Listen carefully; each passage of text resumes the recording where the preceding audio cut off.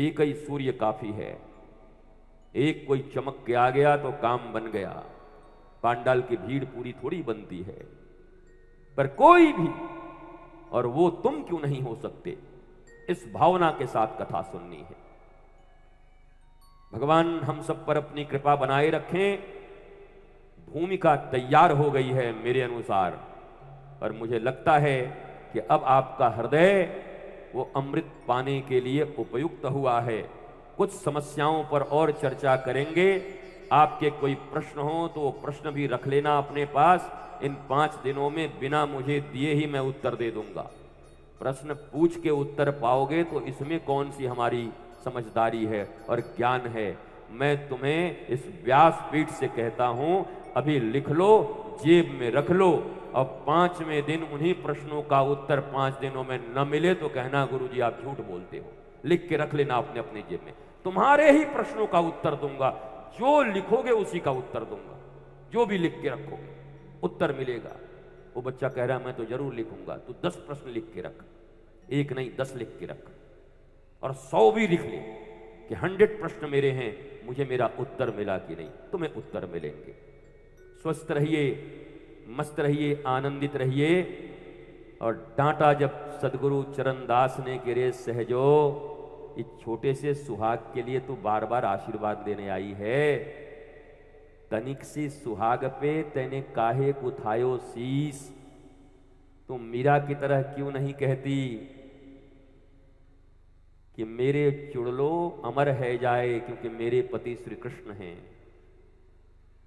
और गुरु का आगमन हुआ और गोविंद भी आए। वर्णित है सहजों की किताब में, देख लेना।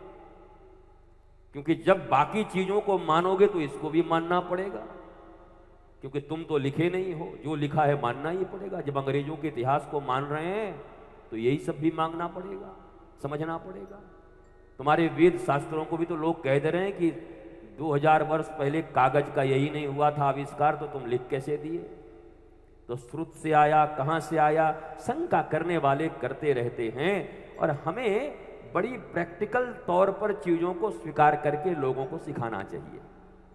हमें नहीं वो करना, हमें नहीं दिखाना बड़कपन अपना, ऐसे बोलेगा ये ऐसे आया। नहीं नहीं नहीं, नहीं कुछ नहीं, 2000 वर्ष पूर्व ना, आइए उसी से समझा देता।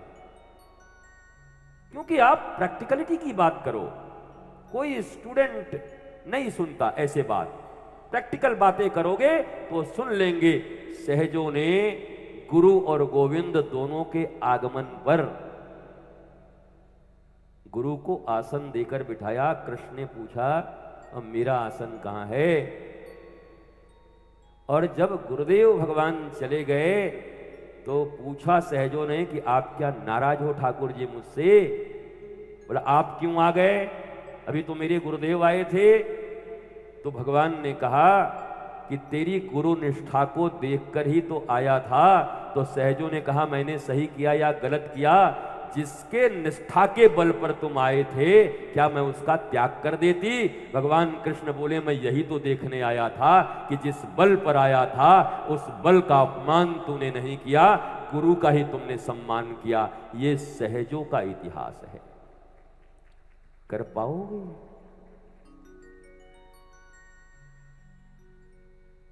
एक फरीद हुआ, फरीद गुरु गांजा पीता था, चिल्लम आंख दे के आ गया आग लेके। गुरु ने आवाज लगाई, दौड़ा, बूढ़ी माता के पास गया आग मांगने। बूढ़ी ने कहा अच्छा ये आग जलाने में आंख निकल जाती है, आंख देगा। फूकने में धुआं लगता है ना, तो गांव में कह रहे थे आंख निकल जाती है। तो फरीद को इतनी जल्दी थी कि गुरुजी को इतने ही सेकंड के अंदर में देना है, आंख निकाल के दे दिया उनके हाथों में। जब वापस आए और गुरु ने देखा, अब बूढ़ी माँ डर के आ गई कि आपका चेला है कि बवाल है बताओ। मैं तो डर गई, आंख निकाल दिया। और जब खोले गए उसके, चमत्कार भी दुनिया में बहुत देखे गए हैं। देख रहे हैं फरीद के दोनों आंखें पहले से मौजूद है। ये तो उस बूढ़ी माता के भीतर गुरु के प्रति कैसी भक्ति होनी चाहिए, इसको भरने का एक सिद्धांत दिया वहां पर। निष्ठा नहीं होगी तो सुन नहीं पाओगे। तो निष्ठा रखना चलते चलते 2 मिनट के लिए।